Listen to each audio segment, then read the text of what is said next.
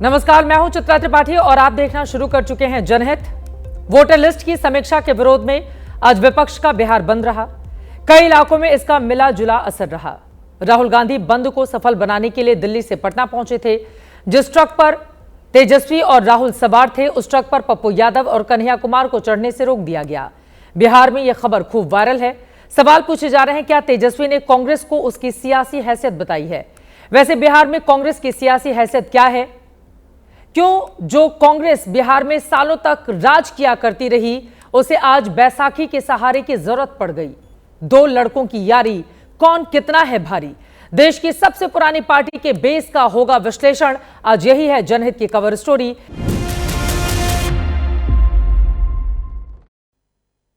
Orient Bell tiles studio से आप देख रहे हैं एबीपी न्यूज। जनहित की खबर अब विस्तार से आपके सामने रखेंगे। वोटर लिस्ट को लेकर बिहार में शुरू हुआ सियासी बवाल थमने का नाम नहीं ले रहा है। विपक्ष ने आज चुनाव आयोग की प्रक्रिया के खिलाफ बिहार बंद बुलाया। राज्य भर में महागठबंधन के कार्यकर्ता सड़क पर उतरे, प्रदर्शन किया, नारेबाजी की गई। आरजेडी, कांग्रेस और लेफ्ट से जुड़े कार्यकर्ताओं ने कहीं रेल रोककर प्रदर्शन किया, कहीं सड़क जाम कर दी गई। आज बिहार के ज्यादातर शहरों से इसी तरह की तस्वीरें सामने आईं। आरा, बक्सर सहित राज्य के कई रेलवे स्टेशनों पर प्रदर्शनकारियों ने ट्रेन के सामने खड़े होकर अपना विरोध जताया। आरजेडी सहित समूचे विपक्ष की मांग है कि वोटरों की पहचान की जो प्रक्रिया चलाई जा रही है, उसे तत्काल बंद कर दिया जाए। विपक्ष इस सुधार प्रक्रिया को वोट बंदी करार दे रहा है। विपक्ष की ओर से राजधानी पटना में भी बड़ा प्रदर्शन हुआ। बड़ी तादाद में महागठबंधन के कार्यकर्ता झंडा बैनर लेकर अपने घरों से निकले। पटना में विपक्ष के प्रदर्शन का नेतृत्व लोकसभा में नेता विपक्ष राहुल गांधी और बिहार के नेता विपक्ष तेजस्वी यादव ने किया। दोनों नेता ट्रक पर सवार होकर मार्च करने निकले। तस्वीरों में आप राहुल गांधी, तेजस्वी यादव के अलावा लेफ्ट के डी राजा, दीपांकर भट्टाचार्य को देख सकते हैं। ट्रक पर बिहार कांग्रेस के अध्यक्ष राजेश कुमार, पूर्व अध्यक्ष अखिलेश सिंह भी मौजूद रहे। पटना के इनकम टैक्स गोलंबर से निकलकर ये लोग चुनाव आयोग के दफ्तर जा रहे थे। रास्ते में ही पुलिस ने ईसी ऑफिस से करीब 150 मीटर पहले सभी को रोक दिया। यहीं पर राहुल गांधी ने प्रदर्शनकारियों को संबोधित किया और चुनाव आयोग पर वोटों की चोरी के गंभीर आरोप लगाए। हिंदुस्तान की जनता को और बिहार की जनता को कह रहा हूं कि महाराष्ट्र का चुनाव चोरी किया गया था, और जैसे महाराष्ट्र का चुनाव चोरी किया गया था, वैसे ही बिहार का चुनाव चोरी करने की कोशिश की जा रही है। देखिए, उन्हें पता लग गया कि हमने महाराष्ट्र मॉडल समझ लिया है, इसीलिए वो हम नया बिहार मॉडल लाए हैं। और मैं आपको साफ बताना चाहता हूं कि ये गरीबों का वोट छीनने का तरीका है। ये और मगर ये इन लोगों को मालूम नहीं है कि ये बिहार है। ये बात समझे नहीं है, ये बिहार है और बिहार की जनता ये कभी नहीं होने देगी। राहुल गांधी लोकसभा में विपक्ष के नेता हैं। बिहार में चुनाव होने हैं तो महाराष्ट्र का जिक्र करके चुनाव आयोग को घेर रहे हैं। राहुल गांधी के आरोपों पर पलटवार बीजेपी की ओर से भी हुआ है। आज जवाब देने के लिए मोर्चा दोनों डिप्टी सीएम ने संभाला।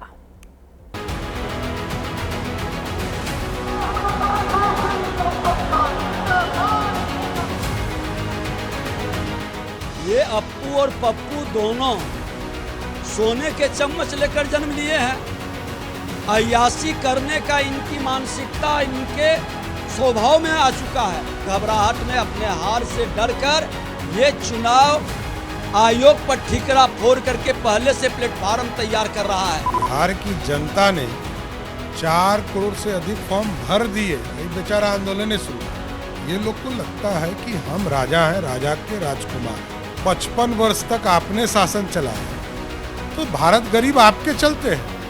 ये महागठबंधन का बिहार बंद पूरी तरह फ्लॉप हो गया है। राहुल गांधी फोटो शूट के लिए वहां पर गए हैं, इसके अलावा उनको कुछ हासिल होने वाला नहीं। दोनों ही तरफ से वार पलटवार का दौर जारी है, लेकिन आज राहुल गांधी और तेजस्वी यादव के इस कार्यक्रम से एक ऐसी भी तस्वीर सामने आई जिसने महागठबंधन के विरोधियों को बैठे बिठाए मौका दे दिया।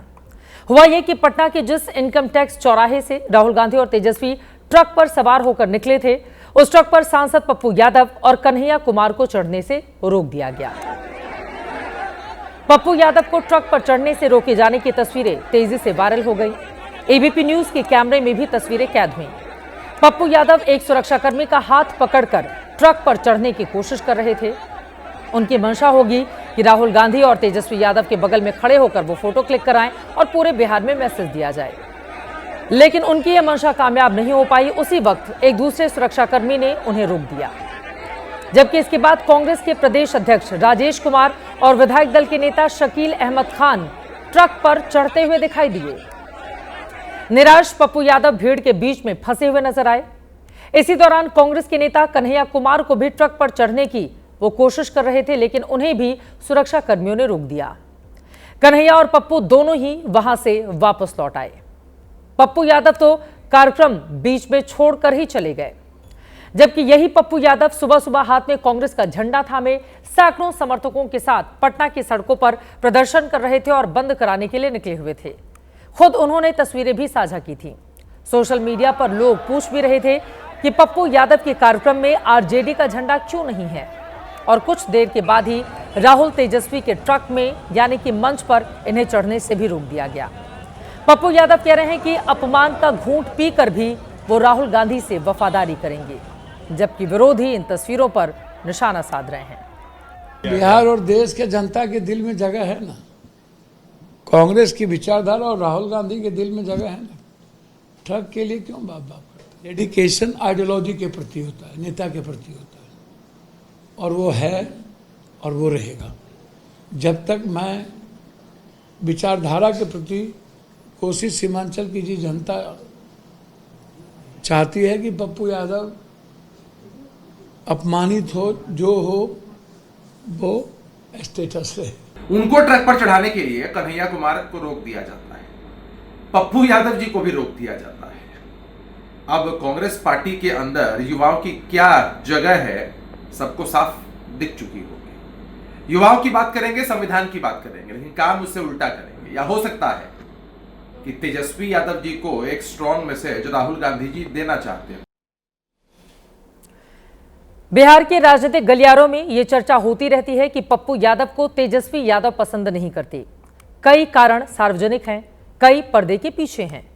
लोकसभा चुनाव में कांग्रेस से हरी झंडी मिल जाने के बावजूद आरजेडी के कारण ही पप्पू यादव को 2024 के लोकसभा चुनाव में निर्दलीय यानी कि अकेले ही चुनावी मैदान में उतरना पड़ा था। यह हाल तब था जब पप्पू यादव ने कुछ दिनों पहले ही कांग्रेस पार्टी का हाथ थामा था। कन्हैया कुमार के बारे में भी यही कहा जाता है। कन्हैया कुमार 2024 का चुनाव बेगूसराय से लड़ना चाहते थे, लेकिन आरजेडी ने अड़ंगा लगा दिया, जिसके बाद उन्हें दिल्ली से चुनावी मैदान में कांग्रेस पार्टी ने उतारा था। संयोग देखिए, जिस रथ पर राहुल और तेजस्वी सवार थे, उस रथ पर कन्हैया और पप्पू दोनों को ही रोक दिया गया, यानी कि पहले से ही इस बात के दिशा निर्देश सुरक्षा कर्मियों को दिए गए होंगे। कन्हैया कुमार और पप्पू यादव को ट्रक पर चढ़ने से क्यों रोका गया, ये तो बेहतर रोकने वालों को पता होगा, और जिन्होंने रोकने के लिए कहा होगा उन्हें जानकारी होगी। लेकिन इन तस्वीरों ने एक बार फिर से उस चर्चा को गर्म कर दिया है कि बिहार में कांग्रेस की सियासी हैसियत लालू परिवार के सामने आखिर क्या है। ऐसे में कुछ सवाल जो मौजूदा वक्त में खड़े होते हैं। कांग्रेस बिहार में तेजस्वी के लिए जरूरी है या फिर मजबूरी? बिहार की सियासत में कांग्रेस कहां खड़ी है? कांग्रेस के पास बिहार में अपना कौन सा बेस वोट है? कांग्रेस का बिहार में इतना बुरा हाल क्यों है? 2020 की हार से कांग्रेस ने क्या कोई सबक लिया भी है या फिर नहीं? इन सवालों से बिहार की सियासत में कांग्रेस की स्थिति समझ में आ जाती है। चुनावी साल में कांग्रेस ने जमीन पर खुद को खड़ा करने की कोशिश की है, और इसी के तहत राहुल गांधी इस साल 7वीं बार बिहार के दौरे पर जा चुके हैं। औसतन हर महीने एक बार अलग अलग कार्यक्रमों के जरिए पार्टी को मजबूत करने का प्रयास उनकी ओर से किया गया है।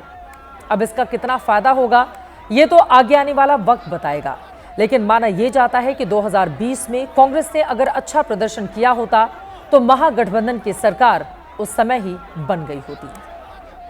तब 144 सीटों पर लड़कर आरजेडी 75 सीटें जीती थी।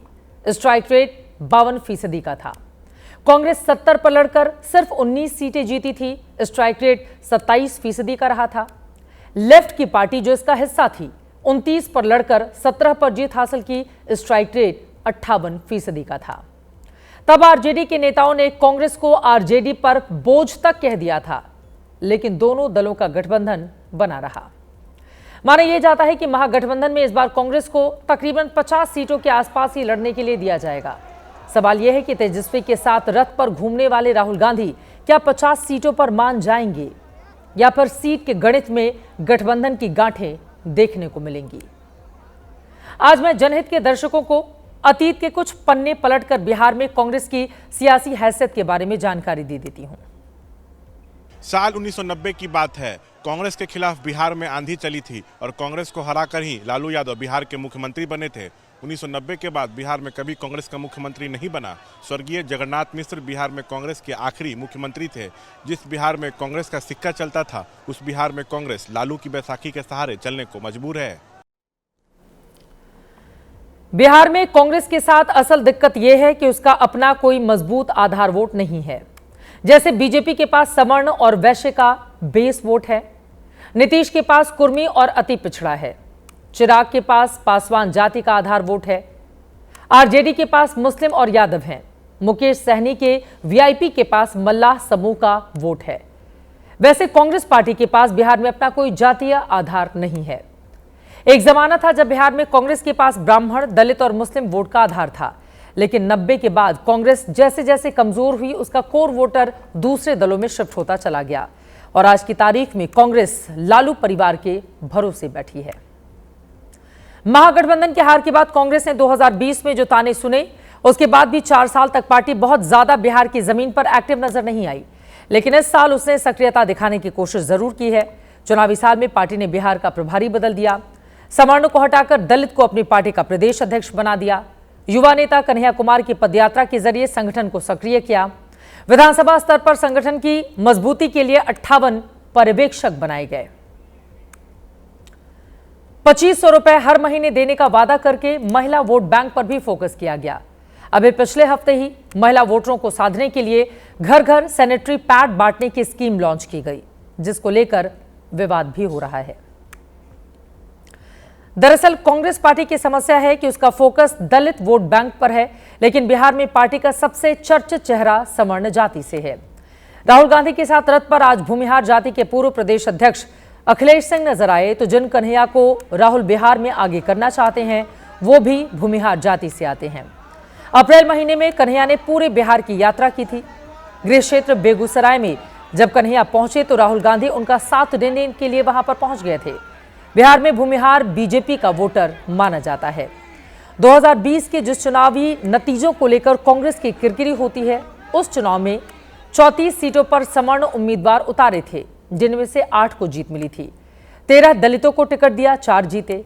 12 सीटों पर पिछड़ी जाति से उम्मीदवार उतारे, 2 जीते। 10 सीटों पर मुस्लिमों को उतारा, 4 जीते।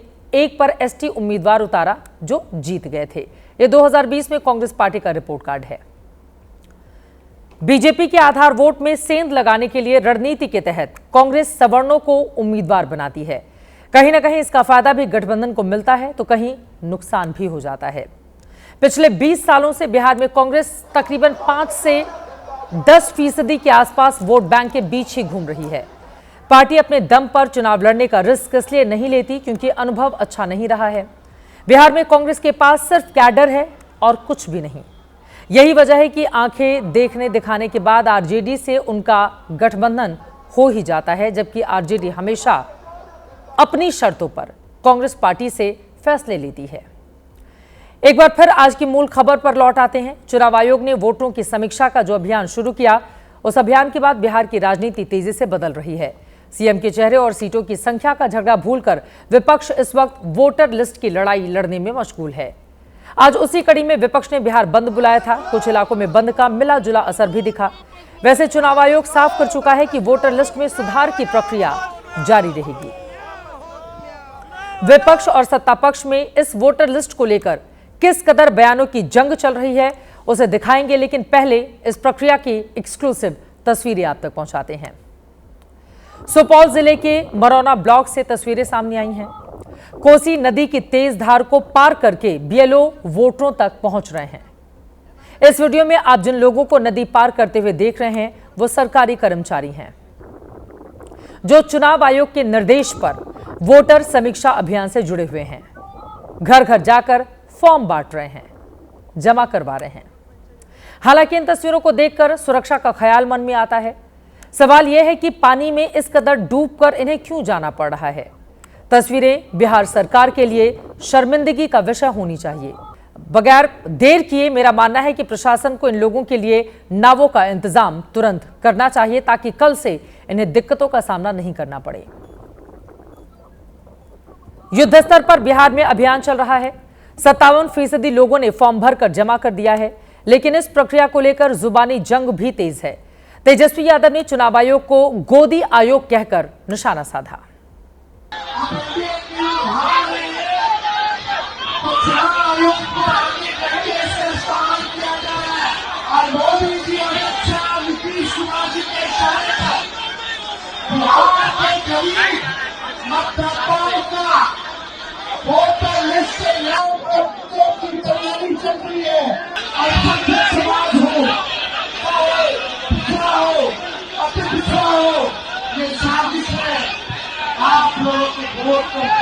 भारत के संविधान और भारत के कानून के मुताबिक वोटर वही हो सकता है जो भारत का नागरिक होता है। तो चुनाव आयोग को ये जांच करने में क्या दिक्कत है कि हम अगले वोटर लिस्ट जब भी ऐड करेंगे, रिवाइज करेंगे, तो इस बात को देखेंगे कि आपके डॉक्यूमेंट सही हैं कि नहीं, आप भारत के नागरिक हैं कि नहीं, 18 साल की उम्र है कि नहीं, आप यहाँ पर सामान्यतः रहते हैं कि नहीं। तो इसमें परेशानी क्या है? और यही लोग मांग करते थे कि वोटर लिस्ट ठीक किया जाए। ये मेरी राय है कि देश में जो भी सुधार की प्रक्रिया है उसका समर्थन हर किसी को करना चाहिए। जो हमारे देश के नागरिक हैं उन्हें उनका अधिकार मिलना चाहिए, लेकिन जो घुसपैठिए हैं उन्होंने अगर धोखे से वोटर लिस्ट में अपना नाम जुड़वा लिया है तो उसकी जांच भी बेहद जरूरी है। उसकी समीक्षा की जानी चाहिए। हर दल, हर नेता को सुधार में सहयोग करना चाहिए। आगे बढ़ते हैं। एक कहावत है कि पैरों तले जमीन खिसकना, लेकिन यह खबर पैरों तले एक पुल के खिसकने की है। हादसा गुजरात के वडोदरा में हुआ। दृश्य डरावना है।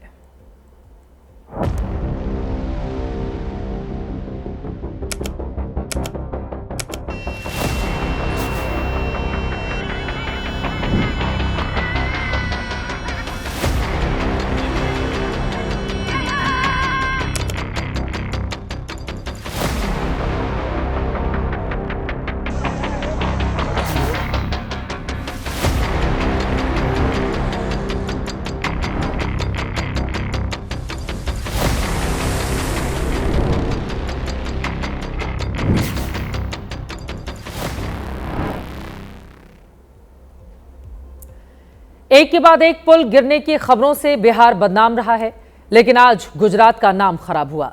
गुजरात के वडोदरा में महिसागर नदी पर बना गंभीरा पुल अचानक टूट गया। इसका 15 फीट का एक स्लैब अचानक टूटकर महिसागर नदी में जा गिरा। हादसे में 12 लोगों की जान चली गई, 5 लोगों को किसी तरह से बचाया गया। यह हादसा सुबह 7:30 बजे हुआ।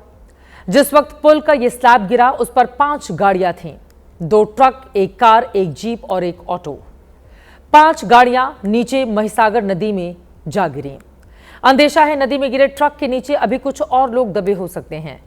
पुल के 2 और स्लैब भी अपनी जगह से खिसके, लेकिन पूरी तरह से नहीं गिरे। इनमें से एक स्लैब पर उस वक्त एक ट्रक था जो फंस गया। बस एक आध सेकेंड के अंतर से ही यह ट्रक भी गिरते गिरते बच गया। अब इस हादसे का सबसे मार्मिक दृश्य देखिए। 40 मीटर की ऊंचाई से गाड़ियां गिरने के बाद जिंदा बचने की संभावना कम हो जाती है, लेकिन ये महिला न सिर्फ उसमें बची बल्कि जैसे तैसे बाहर निकलकर मदद के लिए आवाज देती रहीं। हादसे के तुरंत बाद की ये तस्वीरें हैं, यानी रेस्क्यू टीम के पहुंचने से पहले का ये वीडियो है। महिला चीखकर मदद के लिए बुला रही थी। नदी में उल्टी पड़ी गाड़ी से अपने लोगों को निकालने के लिए मदद मांग रही थी। पुल के ऊपर से लोग उनसे कह रहे थे कि हां, आ रहे हैं।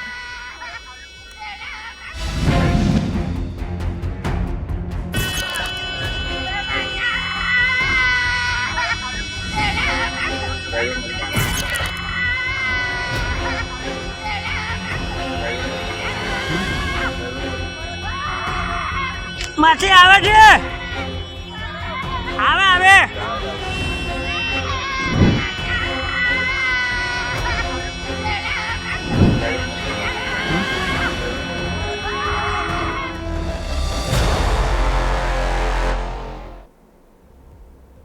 हादसा लोगों को किस कदर बेबस बना देता है, तस्वीरें आपने देख ली। स्थानीय लोगों ने बचाव का काम शुरू किया। कुछ देर के बाद एनडीआरएफ की रेस्क्यू टीम भी पहुंच गई। सारे शव निकाल लिए गए। 8 लोगों को जिंदा भी निकाला गया। जिस जगह पुल टूटा और गाड़ियां गिरी वहां नदी बहुत गहरी नहीं थी, उसमें बहाव भी ज्यादा नहीं था। कितने भयानक दृश्य हैं कि आप गाड़ी से कहीं जा रहे हों और अचानक नीचे से जमीन खिसक जाए। सवाल यह है कि ऐसे हादसों में गारंटी किसकी है? यह सिर्फ एक पुल का टूटना नहीं, बल्कि उस भरोसे का भी टूटना है जिस पर हजारों लोग गुजरते हैं ऐसे पुलों से, इस विश्वास के साथ कि वो अपने गंतव्य तक पहुंच जाएंगे। वडोदरा को आणंद से जोड़ने वाले गंभीरा पुल का निर्माण 1981 में शुरू हुआ था। महिसागर नदी में 23 पिलर पर टिके 900 मीटर के पुल का उद्घाटन 1985 में किया गया। गंभीरा पुल मध्य गुजरात को सौराष्ट्र से जोड़ने वाला कम दूरी का मुख्य रास्ता था। गुजरात सरकार ने हाल ही में नदी पर 212 करोड़ रुपए लागत के नए पुल के निर्माण को मंजूरी भी दी थी। लेकिन इस वक्त का सवाल यह है कि गंभीरा पुल कैसे टूटा? किसकी लापरवाही है ये? 10 लोगों की मौत हुई तो इसकी जिम्मेदारी और जवाबदेही किसकी है? गुजरात सरकार की ओर से जांच बिठा दी गई है। दोषी ढूंढे जा रहे हैं। फौरी तौर पर मेंटेनेंस में लापरवाही की बात सामने आई है। कांग्रेस का आरोप है कि गंभीरा पुल की हालत 2017 से ही नाजुक थी। गाड़ियों के चलने पर कुछ ज्यादा ही कंपन होता था। 2022 में भी इसकी लिखित शिकायत की गई थी, जबकि गुजरात सरकार का कहना है कि मेंटेनेंस समय समय पर होता रहा। जांच होने तक दोष देना ठीक नहीं।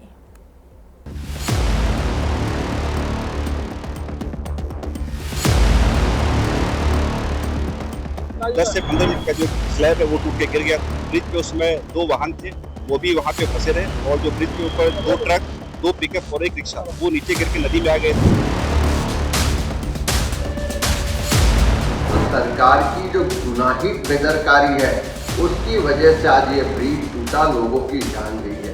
तो हम सरकार से उसकी इंक्वायरी की डिमांड करते हैं। एक स्पान डैमेज हुआ है और अभी एक्सीडेंट हुआ, उसका रिपोर्ट हम ले रहे हैं। एक्सपर्ट की टीम भेजी है।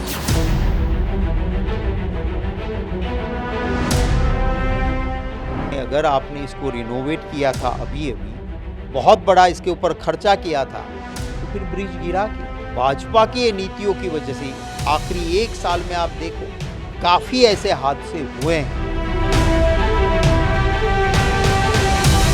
ये जो ब्रिज है पूरे मध्य गुजरात का मेन जोन है आने जाने के लिए। ये जो सरकार है, ये गुजरात सरकार ने इस पे कोई काम नहीं किया, उस पे कोई ध्यान नहीं दिया। मात्र जो ब्रिज पे खड्डे थे वही खड्डे पुरवाए। दरअसल देश में एक रिवाज बन गया है, कोई भी हादसा होता है तो जांच बाद में होती है, राजनीति पहले शुरू हो जाती है। वडोदरा में गंभीरा पुल का गिरना मोरबी ब्रिज के गिरने के बाद गुजरात में दूसरा बड़ा हादसा है। 30 अक्टूबर 2022 को मोरबी में सस्पेंशन ब्रिज टूटा था, जिससे 135 लोगों की मौत हो गई थी। मोरबी हादसे की एसआईटी रिपोर्ट में भी मेंटेनेंस की खामी सामने आई थी, और अब यही आरोप गंभीरा पुल हादसे में भी लग रहे हैं, जिसमें 10 लोगों की जान गई है। राजनीति ऐसी है कि गुजरात में जब भी ऐसा हादसा होता है उसे गुजरात मॉडल से जोड़ दिया जाता है। यही मोरबी के वक्त भी हुआ था, अभी भी वही हो रहा है। जब राजनीति हावी हो जाती है तो जिम्मेदारी फिक्स करने और उस सिस्टम को दुरुस्त रखने के बाद पीछे छूट जाती है, जिसके भरोसे पर देश में लाखों लोग हर रोज ऐसे कितने ही शहरों में ऐसे पुलों से गुजरते हैं। जांच तो होगी ही। इस हादसे में मरने वालों पर गुजरात सरकार ने 4-4 लाख और केंद्र सरकार ने 2-2 लाख रुपए के मुआवजे का ऐलान भी किया है। प्रधानमंत्री नरेंद्र मोदी ने भी हादसे पर दुख जताया है, लेकिन बहुत ज्यादा जरूरी हो जाता है कि जो भी इस तरह के जर्जर पुल हैं, जिनकी रखरखाव की ज्यादा आवश्यकता है, उस पर ध्यान भी दिया जाए, और अगर इस तरह के हादसे होते हैं तो फिर कड़ी और बड़ी कार्रवाई हो, ताकि वो नजीर भी बन पाए। खबरों में आगे बढ़ेंगे और अब वक्त हो चला है जनहित स्पेशल का। जनहित स्पेशल में बात उस पाखंडी पीर की जिसकी हवेली पर आज लगातार दूसरे दिन बुलडोजर चला है। मैं बात कर रही हूं जलालुद्दीन उर्फ छांगुर बाबा की, जिसे आज यूपी के मुख्यमंत्री ने जल्लाद करार दिया। वो मौलाना जो दुनिया के सामने खुद को पीर बताता था, लेकिन इस नकाब में वो असल में मजहब की मंडी लगाता था। आपके सामने इस पाखंडी मौलाना की पूरी कुंडली खोलेंगे, लेकिन इससे पहले आप सही मायने में मुगल औरंगजेब के इस कट्टर अनुयायी पर उत्तर प्रदेश सरकार का बुलडोजर एक्शन देखिए। तस्वीर बलरामपुर जिले के मधुपुर गांव की है, जो उतरौला थाने में आता है। धर्म के धंधेबाज जलालुद्दीन के इस महल के अवैध हिस्से को लगातार दूसरे दिन समतल किया गया। एक दो नहीं बल्कि 5 से 10 बुलडोजर की मदद से जलालुद्दीन के किले को जमींदोज किया गया है। धर्मांतरण गिरोह का सरगना जलालुद्दीन न सिर्फ शातिर है, बल्कि एक नंबर का अय्याश भी। इसका सबसे बड़ा सबूत आज उस वक्त सामने आया जब इसके टूटते बिखरते मायालोक से संदिग्ध दवाइयां और स्पेनिश ऑयल समेत कई आपत्तिजनक सामान मिले, जिन्हें जब्त कर जांच के लिए भेजा गया है। फिलहाल ये बहुरूपिया यूपी एटीएस की गिरफ्त में है। इसके पाप की भागीदार और इसकी गर्लफ्रेंड कही जा रही नीतू उर्फ नसरीन भी सलाखों के पीछे है। बड़ी बात यह है कि जलालुद्दीन की जिस हवेली के अवैध हिस्सों पर बुलडोजर एक्शन हुआ, वो नीतू उर्फ नसरीन के नाम पर था। यह इमारत करीब 5 बीघे के परिसर में है, जिसमें 70 कमरे हैं। इनमें से 40 कमरे अवैध बताए जा रहे हैं। जलालुद्दीन ने यह गैर कानूनी निर्माण ग्राम सभा की जमीन पर कब्जा कर किया था। पूरे परिसर की घेराबंदी कटीले तार वाली दीवारों से की गई। इन तारों में बिजली के करंट दौड़ाए जाते थे ताकि कोई बाहरी इस हवेली में दाखिल ना हो पाए। अंदर सुरक्षा कितनी कड़ी थी कि कई जर्मन शेफर्ड कुत्ते भी पाले गए थे। जलालुद्दीन का शौक ऐसा था कि हवेली के अंदर ही संगमरमर वाले अस्तबल में घोड़े भी पाले जाते थे। लेकिन अब इस धंधेबाज मौलाना का भांडा फूट चुका है, इसके पाप का घड़ा भर चुका है। ऐसे में अब इस पर कानूनी कार्रवाई, कानूनी चाबुक चलना भी तय है। बलरामपुर में आपने देखा होगा, एक जल्लाद को हम लोगों ने वहां पे भी गिरफ्तार किया है। कैसे वहां हिंदू बहन बेटियों के इज्जत के साथ खिलवाड़ करता था, पैसे में सौदेबाजी करता था, लेकिन अब ऐसे तत्वों के साथ सख्ती की जा रही है। हम समाज को भी टूटने नहीं देंगे, राष्ट्र विरोधी और समाज विरोधी तत्वों को भी चकनाचूर करके रहेंगे। मुख्यमंत्री योगी आदित्यनाथ का बयान आपने सुन लिया। कभी अंगूठी और नग बेचकर गुजर बसर करने वाला, भिखारी जैसी जिंदगी गुजारने वाला जलालुद्दीन अचानक अरबपति कैसे बन गया? अली बाबा और 40 चोर की कहानी की तरह इसके हाथ आखिर कौन सा खजाना लग गया जो इसकी जिंदगी इतनी ज्यादा बदल गई?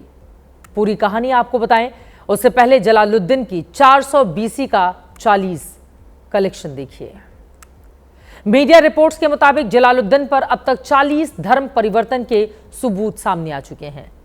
इस नकली पीर से जुड़े 40 बैंक खाते के बारे में भी जानकारी आई है। जलालुद्दीन के 40 विदेश दौरे की बात भी सामने आई है। और संयोग देखिए कि इसकी हवेली के 40 अवैध कमरों पर ही बुलडोजर की कार्रवाई भी हुई है। कभी फकीरी, मुफलिसी और तंगहाली में जिंदगी काटने वाले जलालुद्दीन का जलवा अचानक इतना कैसे कायम हो गया?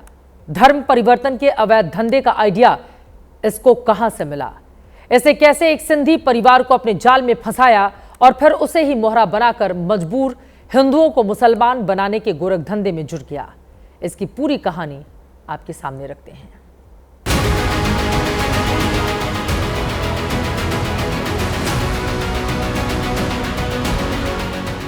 धर्म परिवर्तन गिरोह का सरगना जलालुद्दीन उर्फ छांगुर बाबा।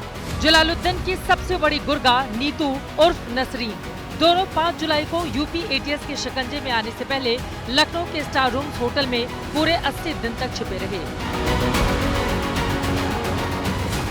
लेकिन अब इनका मौजूदा पता लखनऊ का जिला जेल है।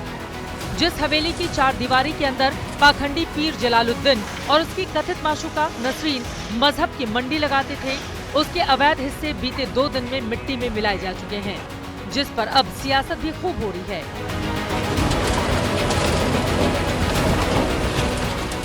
अवैध रूप से धर्मांतरण करवाने का काम कर रहा था, तब प्रदेश सरकार ने कार्रवाई क्यों नहीं करी?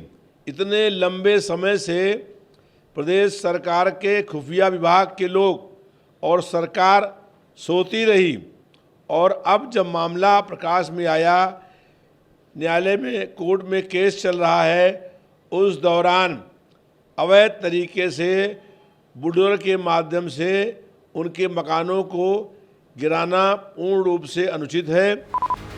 सवाल ये है कि खुद को पीर बताने वाला ये पाखंडी धर्म परिवर्तन का इतना खूंखार सौदागर कैसे बन गया कि उसके बैंक खातों में करोड़ों रुपए बरसने लगे। यूपी एटीएस की अब तक की जांच में जलालुद्दीन गिरोह से जुड़े बैंक खातों में 100 करोड़ रुपए से ज्यादा के लेन देन का पता चला है। सवाल तो ये भी है कि हिंदुस्तान में हिंदुओं के धर्म परिवर्तन पर पानी की तरह पैसे बहाने वाली ताकतें कौन हैं? तो अब तक की तफ्तीश के मुताबिक जलालुद्दीन के धर्म परिवर्तन गिरोह के तार मुंबई से दुबई तक जुड़े हैं। यह पाखंडी पीर अब तक 40 से ज्यादा विदेश यात्राएं कर चुका है। इसके पसंदीदा ठिकानों में ज्यादातर खाड़ी के मुल्क शामिल बताए जाते हैं। ऐसे में सवाल ये है कि क्या उन्हीं मुल्कों से जलालुद्दीन के धर्म परिवर्तन गिरोह को खाद पानी मिल रहा था? यकीनन सब कुछ शीशे की तरह साफ हो जाएगा। फिलहाल धर्म के नाम पर अधर्म के सौदागर से जुड़ी अब तक जो बातें सामने आई हैं, वो बेहद चौंकाने वाली हैं। जलालुद्दीन के गिरोह ने हिंदू लड़कियों के धर्म परिवर्तन की बाकायदा रेट लिस्ट बना रखी थी। इसके मुताबिक ब्राह्मण और राजपूत लड़कियों को इस्लाम कबूल करने पर 15 से 16 लाख रुपए, पिछड़ी जाति की बेटियों को 10 से 12 लाख रुपए और अन्य जाति की लड़कियों को 8 से 10 लाख रुपए दिए जाते थे। ब्राह्मणों की बच्चियां हैं, क्षत्रियों की बच्चियां हैं, तो उनको ये 15-15 लाख रुपए दे रहे हैं। जो हमारी थोड़े दलित समाज से बच्चियां हैं, उनको ये 10-10, 12-12 लाख रुपए, जो थोड़ा कमजोर वर्ग है उन बच्चों को ये ले जाते हैं और उन्हें बहला फुसला कर उनके साथ उनका धर्मांतरण करवा रहे हैं। जरा सोचिए, जो इंसान कभी गांव-गांव घूमकर अंगूठी और उसमें लगाने वाले पत्थर बेचा करता था, वो अचानक कैसे करोड़ों में खेलने लगा। ये कहानी जलालुद्दीन के पुश्तैनी गांव रेहरा माफी के लोगों के लिए भी किसी अबूझ पहेली जैसी है। बताया जा रहा है कि मुफलिसी के दिनों में ही ये मुंबई की हाजी अली दरगाह जाया करता था। उसी दौरान पहले इसके चंगुल में नीतू और नवीन रोहरा फंसे। जलालुद्दीन ने पति पत्नी और इनकी नाबालिग बेटी को इस्लाम कबूल करवाया। नीतू को नसरीन और नवीन को जमालुद्दीन बना दिया। दोनों इस पाखंडी पीर के झांसे में इस कदर आए कि सब कुछ छोड़ छाड़ कर इसके साथ मधुपुर आ गए, जहां नीतू उर्फ नसरीन के नाम पर ही जमीन ली गई।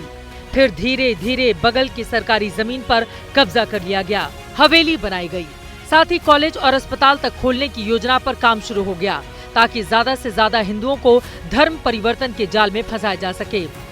जलालुद्दीन के इस फरेब में नीतू उर्फ नसरीन का किरदार बहुत बड़ा था, जो इसके इशारे पर हिंदू बेटियों को मुसलमान बनाने की साजिश के जाल बुनती। टांगुर बाबा से ये कि पहले तो अपनी पहचान छुपाई, जैसी पहचान उनकी जब मुझे जानकारी मिली तो मैंने उस पर ऑब्जेक्शन किया। तो उनके फादर अबू हुरैरा अंसारी ने बोला कि नहीं, तुम्हारी आस्था के अनुसार सब कुछ होगा। फिर अमित उर्फ अबू आमिर अंसारी और उम्मे रकीवा की दोस्त है नीतू नसरीन, तो वो उसके द्वारा मेरी मुलाकात हुई थी। जलालुद्दीन के खिलाफ मोर्चा खोलने और इसके जाल में फंसे लोगों को दुनिया के सामने लाने में विश्व हिंदू रक्षा परिषद ने बेहद अहम भूमिका निभाई है, जिसके अध्यक्ष गोपाल राय ने इस नेटवर्क के खिलाफ लंबे समय से मोर्चा खोल रखा था।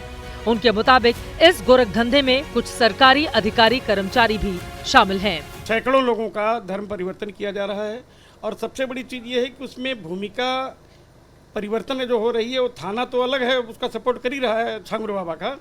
ये सीजेएम कोर्ट में एक बाबू है, उसका बहुत बड़ा रोल है, क्योंकि वो 156(3) के अंतर्गत मुकदमा कायम करा देता है, कुछ लोगों के साथ कराया भी है। जाहिर है जलालुद्दीन के पाप का घड़ा भर चुका है। ऐसे में अब जरूरत इस पाखंडी पीर को उसके किए की सख्त से सख्त सजा देने की है, ताकि फिर कोई मजबूर इसके झांसे में नहीं आने पाए, फिर इसके जैसा धर्म का धंधेबाज सिर नहीं उठाने पाए। और इसके साथ जुड़े लोग कौन कौन से हैं और इतना पैसा आया कहां से, ये सच भी देश के सामने आना चाहिए। आगे बढ़ते हुए और अब एक असरदार खबर। एबीपी न्यूज की खबर का बड़ा असर हुआ है। दिल्ली की मुख्यमंत्री रेखा गुप्ता के लिए 60 लाख रुपए के खर्च से जो सरकारी बंगला संवारा जा रहा था, उसका टेंडर अब रद्द कर दिया गया। आपको बताते चले कि 2 जुलाई को सबसे पहले एबीपी न्यूज ने ही जनहित में यह खबर दिखाई थी कि पीडब्ल्यूडी ने सीएम रेखा गुप्ता के बंगले के रिनोवेशन के लिए 60 लाख रुपए का टेंडर निकाला है। पूरी डिटेल आपको दें उससे पहले 2 जुलाई की खबर का ये ट्रेलर। दिल्ली में जब अरविंद केजरीवाल की सरकार थी तब उनके सरकारी बंगले को शीश महल बताकर बीजेपी के नेता निशाना साधा करते थे। दिल्ली में बीजेपी की सरकार बने अभी महज 4 महीनों का वक्त ही बीता है और इसी 4 महीनों के बाद दिल्ली की सीएम रेखा गुप्ता के सरकारी निवास पर 60 लाख रुपए खर्च करने का सरकारी प्लान बनाया गया है। 9,30,000 के 5 टीवी सेट, 7,70,000 के 14 एसी। 2 जुलाई को यह खबर हमने प्रमुखता से दिखाई थी। हमारी इस खबर का असर हुआ है। आगे की डिटेल यह है कि पीडब्ल्यूडी ने रेखा गुप्ता के मुख्यमंत्री आवास का यह टेंडर प्रशासनिक कारणों का हवाला देते हुए रद्द कर दिया है। पीडब्ल्यूडी का शुद्ध पत्र देखिए जिसमें प्रशासनिक कारणों को वजह बताया गया है। बंगले के रिनोवेशन की अनुमानित लागत भी लिखी है 59,40,170 रुपए। फरवरी में सीएम बनने के बाद से रेखा गुप्ता शालीमार बाग में खुद के घर में रह रही हैं। उनके लिए टाइप 7 कैटेगरी का सरकारी आवास अलॉट हुआ था। उसी में 60 लाख रुपए के खर्चे से रिनोवेशन का प्लान बनाया गया। एबीपी न्यूज ने 2 जुलाई को पूरा एस्टिमेट भी दिया था कि इससे बंगले में क्या क्या होना था। 9,30,000 के 5 टीवी सेट लगाए जाने थे। 7 लाख रुपए 70,000 के 14 एसी लगने वाले थे। 5,74,000 रुपए में 14 सीसीटीवी कैमरे की व्यवस्था की गई थी। 2 लाख के खर्च से पावर बैकअप यूपीएस सिस्टम लगाने की तैयारी थी। 1,80,000 के 23 रिमोट कंट्रोल वाले सीलिंग फैन भी लगाए जाने थे। यह सब प्लान का हिस्सा था। 91,000 के खर्च से 6 गीजर लगने थे और 77,000 की वॉशिंग मशीन खरीदी जानी थी। इसके अलावा 6 लाख रुपए की लागत से 115 लाइट यूनिट्स भी लगाने का पूरा प्लान किया गया था जिसमें झूमर, वॉल लाइट्स और हैंगिंग लैंप शामिल थे। बीजेपी को दिल्ली की सत्ता दिलाने में अरविंद केजरीवाल के शीश महल का बड़ा रोल था, लेकिन सीएम रेखा गुप्ता के बंगले पर 60 लाख रुपए के खर्च की बात आते ही आम आदमी पार्टी से माया महल कहकर हमले करती रही। माया महल दिल्ली वहां से अब चलेगी। एक बंगले में 15 कमरे हैं, 2 बंगले में 30 कमरे हैं। रेनोवेशन के ऑर्डर दिए जा चुके हैं। हमारी जो अभी तक पुख्ता जानकारी है उसमें 14-62 केवीए के जनरेटर लगाए जाएंगे कि मुख्यमंत्री जी रहेंगे, कहीं लाइट चली गई तो कि पावर कट की समस्या है तो बैकअप चलता रहे। और अब हम इस माया महल को यह सुनिश्चित करेंगे कि 30 कमरों में कितने एयर कंडीशन लगेंगे। आम आदमी पार्टी की ओर से इसे मुद्दा बनाया गया। इससे पहले कि शीश महल की तरह माया महल भी मुद्दा बन जाता, टेंडर ही रोक लिया गया। उधर पुरानी गाड़ियों को पेट्रोल ना देना, बारिश में कृत्रिम बारिश कराना और अब बंगले का रिनोवेशन, ये तीसरा यू टर्न है इस सरकार का। आपने जनप्रतिनिधियों को जनता की आवाज उठाते देखा होगा, जनता की खातिर कई यातनाएं सहन करते भी देखा होगा। मैं किसी क्रांतिकारी नेता पर कोई चर्चा नहीं कर रही, मैं एक नेता की गुंडागर्दी की बात करने जा रही हूं जो कानून की परवाह किए बगैर थप्पड़ घूंसे जड़ रहा है। नेताजी के खाने में बदबू आ गई, खाना खराब होगा, लेकिन बजाय इस पर संबंधित विभाग में शिकायत करने के खुद ही कैंटीन के कर्मचारियों के साथ मारपीट शुरू कर दी। सवाल है कि ऐसे नेताओं का क्या किया जाए? कुर्सी की गर्मी क्या इनके भीतर ज्यादा हो गई है?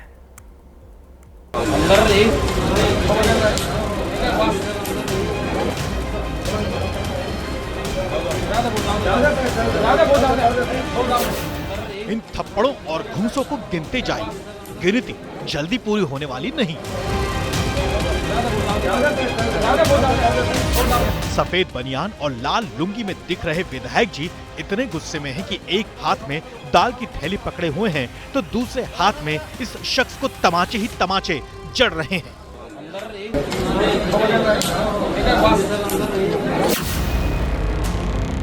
ये शख्स कभी बदहवास होकर जमीन पर गिर पड़ता है तो इसके उठते ही के साथ ही विधायक जी अपनी हथेलियों को मुक्का बनाकर इस पर टूट पड़ते हैं।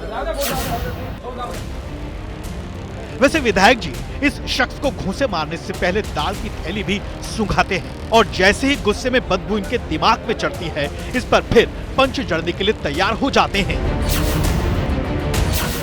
बीच बीच में विधायक जी आसपास मौजूद लोगों को भी दाल की थैली सुंघा रहे हैं तो कभी पूछ रहे हैं कि ये खाना किसने पकाया। एक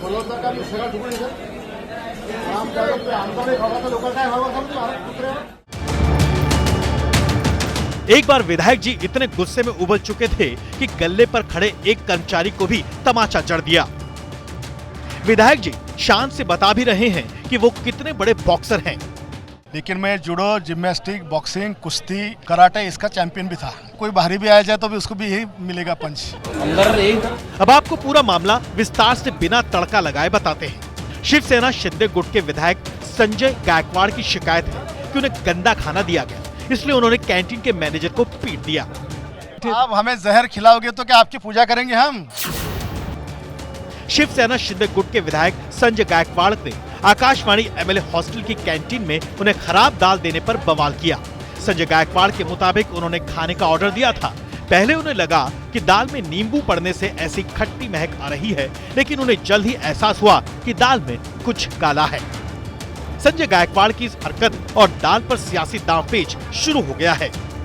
सरकार को जो मस्ती आई है उसी का असर है, और सत्ता का जो माज इन लोगों का आया है, इसलिए गरीब लोगों को मारने का काम इन लोगों ने शुरू किया है। एक तो ऐसा है कि जो कॉन्ट्रैक्टर है जिसने ये खाना बनाया है उसके ऊपर भी कार्रवाई होनी चाहिए। टेंडर के बारे में जो आपने कहा है वो क्यों हो रहा है उसका भी जांच होना चाहिए। राजनीतिक नेता लोग, चुने हुए लोग, मंत्री लोग ऐसा काम करते हैं जिससे आज जो है राजनीतिक लोगों की जो है इमेज जो है ना बहुत गंदी होती जा रही है। संजय गायकवाड़ साहब आने के बाद उनके साथ बात करूंगा, इतना वो गुस्सा क्यों हो गए, उनको मारपीट करने तक वो क्यों गुस्सा हो गए। एबीपी न्यूज ने कैंटीन के सच को जानने के लिए यहाँ मौजूद लोगों से बात की। इस दौरान यह एफडीए की टीम भी जांच करने पहुंची। वो आकाशवाणी कैंटीन है जहां बीते शाम को जो संजय गायकवाड़ बुल्ढाना के विधायक है और विधायक होने के बावजूद एक एम्प्लॉय को बुरी तरह पीट दिया। सर क्या कहेंगे, आप लोग यहाँ खाना खाने आते रहते, गायकवाड़ ने किया, आपको लगता है सही है? नहीं, वो बिल्कुल गलत है। यहाँ थोड़ा सस्ता मिलता है और अच्छा भी मिलता है। जो हम जैसे बाहर गाँव से आते हैं तो हमें यहाँ सपोर्ट मिल जाता है। कैंटीन में बॉक्सिंग बाजी का मामला महाराष्ट्र विधान परिषद तक भी जा पहुंचा। शिवसेना यूबीटी के एमएलसी अनिल परब ने संजय गायकवाड़ पर कार्रवाई की मांग मुख्यमंत्री से कर दी। मुख्यमंत्री देवेंद्र फडणवीस ने गायकवाड़ के कैंटीन कांड पर तीखी प्रतिक्रिया दी है। कर्मचाऱ्यांना अक्षरशः बॉक्सिंग स्टाईलने मारतोय, त्याला निलंबित करा, बडतर्फ करा। आणि निश्चितच अशा प्रकारचं वर्तन हे आपल्या कोणाही करता भूषणावं नाही। याच्याने विधिमंडळाची आणि आमदार म्हणून आपली सगळ्यांचीच प्रतिष्ठा, प्रतिमा कुठेतरी कमी होते, आणि म्हणून निश्चितपणे या संदर्भात काय पुढील कारवाई करायची ते आपण करायची। वैसे आपको बता दें कि विधायक संजय गायकवाड़ का विवादों से पुराना नाता है। इससे पहले उन्होंने राहुल गांधी की जुबान काटकर लाने वाले को 11 लाख रुपए देने वाला विवादित बयान दिया था। तो वहीं चुनाव के दौरान कहा था कि जनता जो वोट देती है उनको सिर्फ मटन, पैसा और शराब चाहिए। लेकिन इस मामले में वो फिर खुलकर सफाई दे रहे हैं कि दाल पर उन्होंने कैंटीन के कर्मचारियों को क्यों पीटा। मैं 30 साल से यहाँ पर आता हूँ और 5.5 साल से यहाँ रह रहा हूँ। मैंने कई बार इनके खाने के बारे में इनको समझाया कि आप खाना अच्छा दिया करो। 15 दिन का अंडा, 15-20 दिन का नॉनवेज, सब्जियां 2-2, 4-4 दिन की। यहाँ पर 5-10 हजार लोग जो आते हैं वो सब यहाँ खाना खाते हैं और हर किसी की यही कंप्लेंट है। बात सही है, ऐसे खाना परोसने पर कार्रवाई होनी भी चाहिए, लेकिन सवाल और भी है कि क्या संजय गायकवाड़ को किसी को भी मारने की खुली छूट है? विधायक का गुस्सा सही है, लेकिन क्या उनका बर्ताव जायज है? महाराष्ट्र में मराठी और हिंदी की लड़ाई के बीच वाशिम के तोंड गांव टोल प्लाजा की तोड़फोड़ में एमएनएस कार्यकर्ताओं का नाम सामने आया है। सवाल है कि कानून व्यवस्था हाथ में लेना क्या नेताओं या उनके कार्यकर्ताओं का विशेषाधिकार है?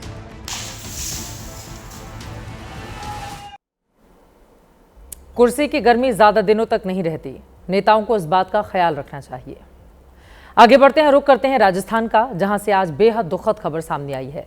चूरू जिले के रतनगढ़ में भारतीय वायुसेना का विमान क्रैश हो गया। दोपहर करीब 1:25 की घटना है।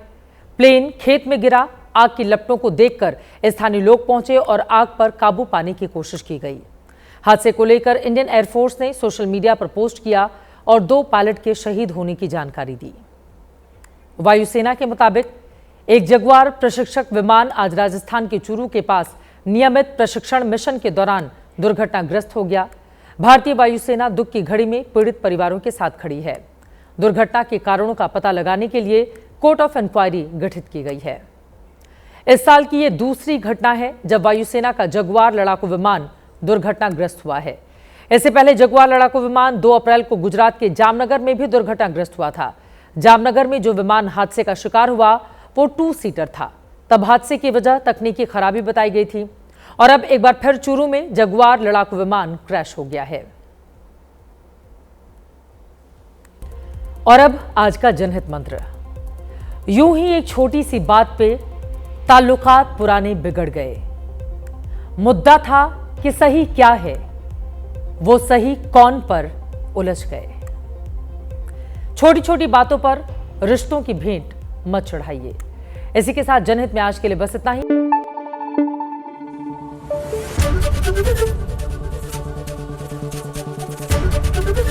एबीपी न्यूज आपको रखे आगे।